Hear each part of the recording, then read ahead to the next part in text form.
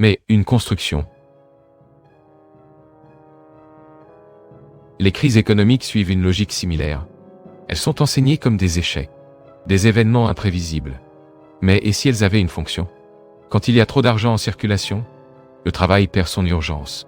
Et les gens se détendent, fournissent moins d'efforts.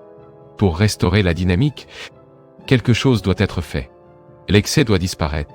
Et c'est exactement ce que font les crises. Elles détruisent de la richesse. Elles réduisent la sensation d'abondance. Et redonnent à l'argent son apparence de rareté.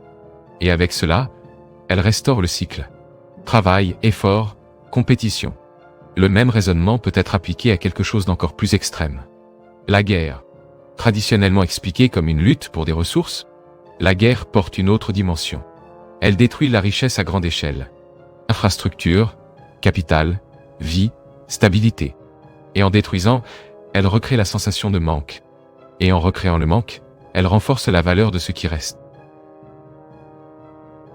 Mais peut-être que l'analogie la plus révélatrice vient d'un endroit inattendu. Les jeux. Dans un jeu, vous travaillez pour accumuler des ressources. Pièces, points, crédits. Maintenant, imaginez si ces ressources étaient infinies. Si vous pouviez tout obtenir immédiatement. Le jeu perdrait son sens. Le défi disparaîtrait. L'engagement chuterait. Le système s'effondrerait. Et alors surgit la question inévitable. Et si le monde réel fonctionnait selon une logique similaire? Si la sensation de rareté était ce qui maintient tout le monde en mouvement? Si la valeur ne résidait pas dans la ressource, mais dans la difficulté de l'obtenir? Si c'est le cas, alors le système ne dépend pas seulement de la production. Il dépend de la perception, de la croyance, d'un récit partagé.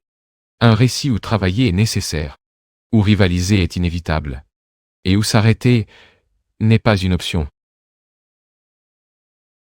Si tout cela semble inconfortable, c'est parce que cela remet en question quelque chose de plus profond. Non seulement le système, mais la façon dont vous interprétez le monde.